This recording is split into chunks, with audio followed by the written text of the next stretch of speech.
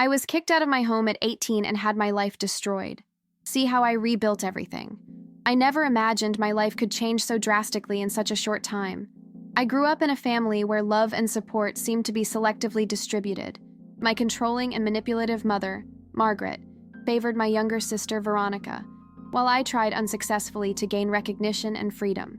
My father, Richard, a retired engineer, distanced himself after the divorce and was never able to meaningfully intervene. At 18, my life fell apart. I was thrown out of my home without rational explanation, with unfair accusations and the feeling that my entire world had ended. I carried only a suitcase and a heavy heart, unsure of where to go or how to rebuild my identity, which I later discovered had been used in deception by my own family. It was an overwhelming feeling of abandonment, injustice, and fear for the future. I gradually came to understand that no one would care for me anymore, that I could not depend on anyone to survive or grow. It was in this whirlwind of emotions that I began to learn about resilience, determination, and self-awareness, even without knowing that this would be the beginning of a journey that would completely change my life. Each day felt like a test of emotional strength and intelligence as I tried to balance the need for survival with the pain of realizing that those who were supposed to protect me had failed. In the first months after leaving home, I faced a profound loneliness that went beyond the physical absence of my family. The emotional loneliness was overwhelming. I had no support, no one to guide my decisions, and I still had to deal with the consequences of the frauds committed against me. I worked small jobs, studied programming alone, and learned to face challenges that previously seemed impossible. Each task, from paying bills to navigating complex bureaucracy, was a step toward independence, but also a constant reminder of the vulnerability I felt. It was difficult to maintain hope when the feeling of invisibility, rejection, and helplessness was constant. But deep down, there was a small flame of determination. I knew I had to survive, learn, and grow, regardless of the pain I felt. This initial phase was marked by long nights of study, small, quiet achievements, and a growing realization that my freedom and autonomy depended solely on me. With each obstacle overcome, my self-confidence grew, and, although the pain remained, I began to discover my own strength. At the same time, I began to recognize the pattern of manipulation that had characterized my family for years. My mother had always favored Veronica, and I had grown up feeling that my efforts would never be enough to be valued. This realization helped me understand that my expulsion at 18 was not just an isolated incident, but part of a cycle of emotional control and exploitation. Recognizing this pattern was painful, but also liberating. I realized I no longer needed to accept unfair impositions or justify my worth to those who had never supported me. With this, I began to build internal boundaries and cultivate skills that would allow me to survive and thrive on my own. The awareness that my life was in my own hands was the starting point for building an independent future, even though I still carried trauma and doubts about my capabilities. During this phase, my focus was on learning and growing professionally, even with limited resources. I spent nights studying programming online, reviewing code, and developing small projects, often in cafes or public libraries. Each lesson was earned with extreme effort, but it also brought a sense of fulfillment I never felt at home. Gradually, I realized I could create opportunities for myself without relying on anyone. A sense of autonomy began to solidify, even amidst loneliness and financial challenges. This period taught me that overcoming obstacles isn't quick or easy. It requires discipline, courage, and persistence, as well as the ability to deal with the pain and fear that arise at every step of the way. One day, a small project I developed caught the attention of a local startup, and that was the first external validation I received. For the first time, someone recognized my talent and dedication without family favoritism or unfair judgment. This recognition was an emotional milestone, a mixture of relief, pride, and surprise. However, at the same time, it reinforced the pain of abandonment. I realized that the family that should have been by my side would never value my achievements. It was at that moment that I understood that my journey of overcoming obstacles would not only be about professional success, but also about dealing with deep emotional wounds, establishing healthy boundaries, and rebuilding my identity based on freedom and self-respect. As my career began to take hold, new challenges arose. Margaret and Veronica, tried to reconnect after years of silence, sending seemingly cordial messages, but ones laden with manipulative intent. My first instinct was to ignore them, but a part of me wanted to believe we could rebuild ties. This emotional tension became a constant test. I had to balance the desire for reconciliation with the need to protect my autonomy. Every call or message reminded me of old wounds, and it was easy to feel guilty or insecure. However, I began to realize that setting boundaries wasn't just an emotional defense, but a form of self-preservation. The knowledge that I could choose who was in my life was transformative, even if the fear of confronting manipulative family members remained. The situation became more complicated when I realized that Veronica and Daniel, my brother-in-law, had fallen into serious debt and were trying to convince me to help them financially. The frustration was immediate. Part of me wanted to help them. Another part knew that giving in would be repeating old patterns.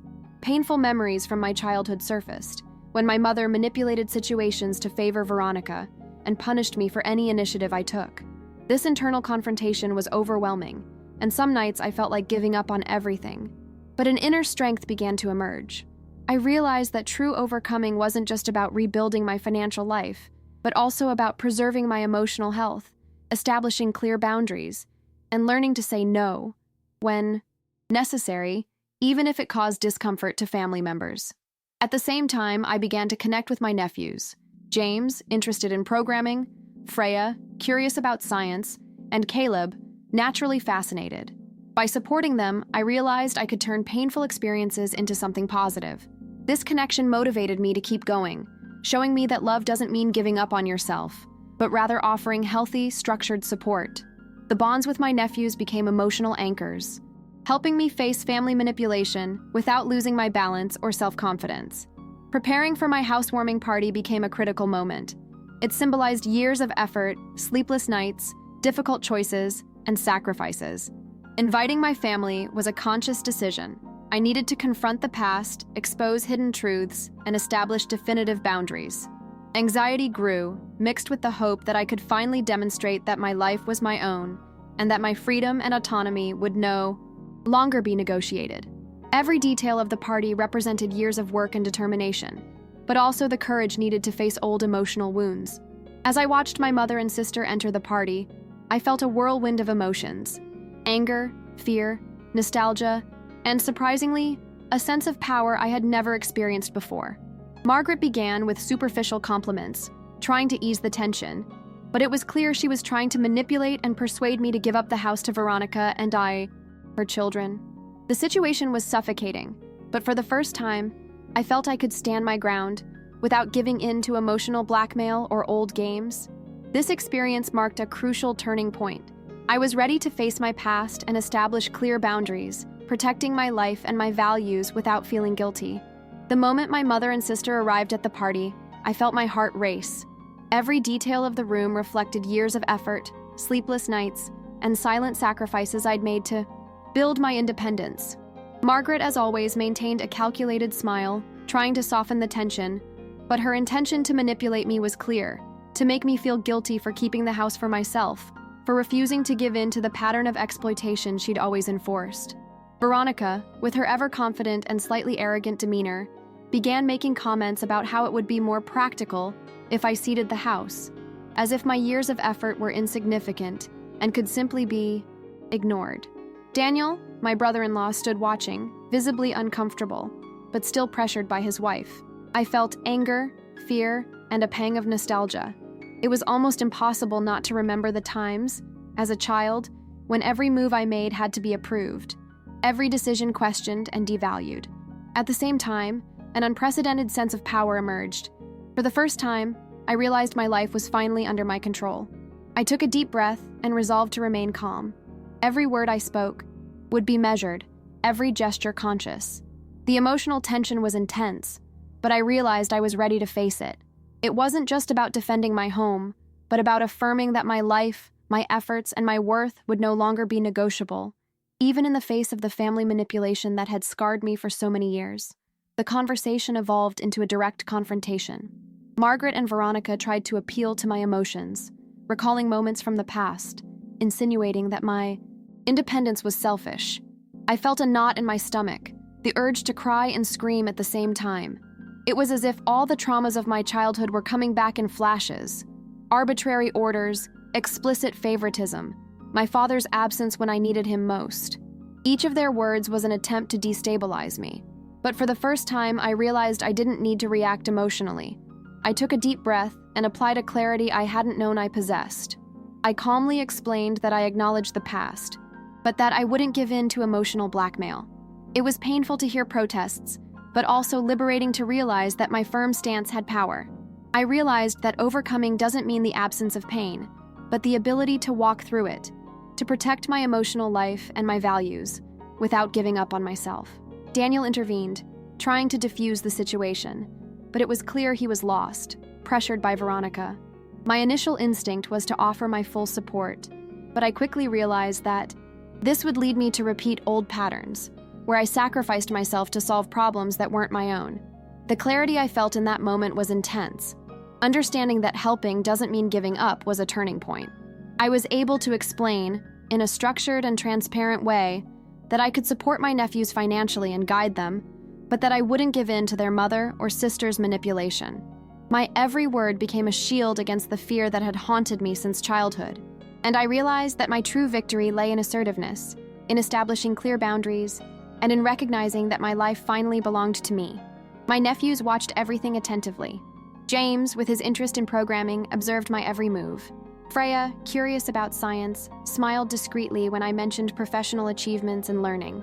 Caleb, fascinated by dinosaurs and nature, seemed oblivious to the conflict but attentive to his surroundings. Their presence was a silent relief. I felt my effort and sacrifice had not been in vain. My victory was not only personal but collective. Through connecting with them, I realized I could create healthy, loving bonds without repeating toxic cycles. This feeling gave me the strength to maintain my composure, even when Margaret and Veronica tried to shake me emotionally. For the first time, I felt I could protect my life and, at the same time, offer something positive to others. The climax of the confrontation brought unexpected clarity. By showing evidence of past deceptions, I explained that I would no longer give in to emotional blackmail. Margaret and Veronica's reactions ranged from shock to denial to protests, but my firm stance never wavered. I felt the tension ease, though it didn't completely disappear.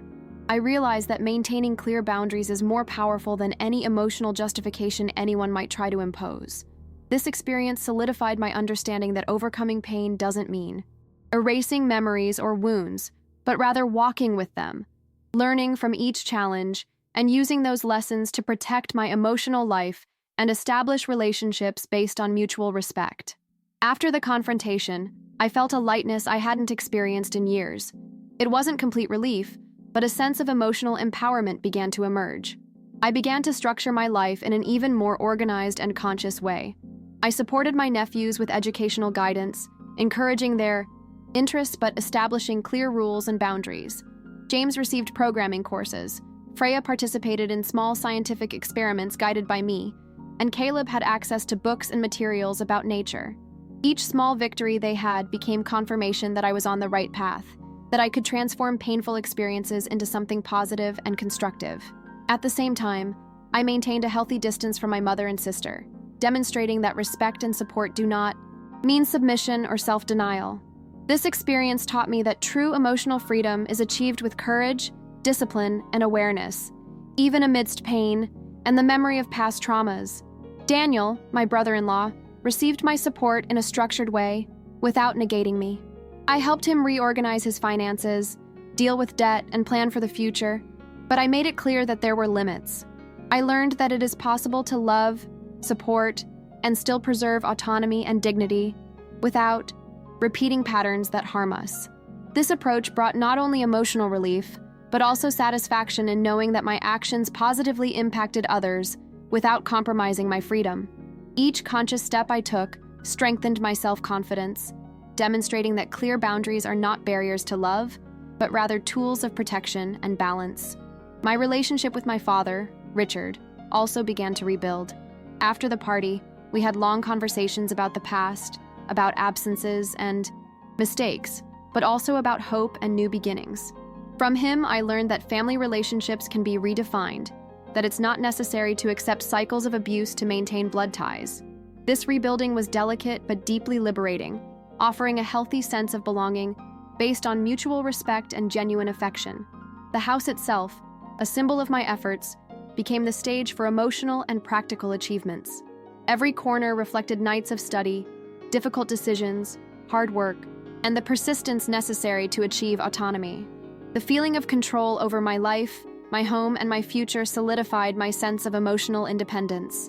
For the first time, I felt truly free to live without giving in to the manipulations and expectations of others. Even facing all of this, I realized there were still parts of the pain to process. Childhood memories, feelings of rejection, and memories of manipulation remain. But now I can walk with them, using them as fuel for more conscious and healthy decisions. I learned that overcoming pain isn't about eliminating pain, but about building a life with purpose, self-love, and emotional responsibility, even if some scars remain as reminders of the journey. Looking back, I see that each challenge was essential to becoming who I am today. Being kicked out of my home, emotionally abandoned, and manipulated by my family taught me resilience, autonomy, and self-confidence. Today, I understand that overcoming doesn't mean forgetting or erasing the pain, but walking with it, transforming painful experiences into learning and strength for conscious choices. Every effort, every difficult night, every obstacle faced built my capacity to endure and thrive. My relationship with my family, while still delicate, has transformed with clear boundaries and assertive communication. I support my nephews in a structured way, cultivating healthy love, while also protecting my emotional life.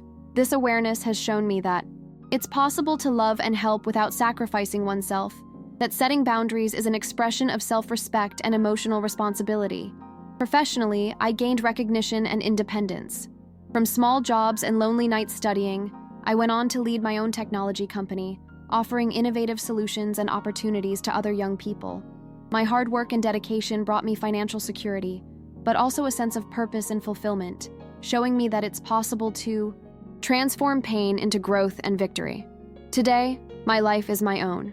I can look at my home, my nephews, and my choices with pride, knowing that I built everything with effort, determination, and awareness. My freedom is not only financial, but also emotional. Breaking toxic cycles, setting boundaries, and cultivating healthy relationships has become my greatest learning experience and the true measure of my resilience. Finally, I understood that overcoming is an ongoing process. It doesn't mean erasing wounds, but learning from them, transforming negative experiences into strength, and creating a life that reflects who I truly am. At 32, I feel fulfilled, independent, and emotionally free, aware that each step, each choice, and each established limit has brought me to this point of strength, autonomy, and fulfillment. My story is about rebuilding identity, self-love, and freedom, even with scars that remind me of the challenges faced along the way.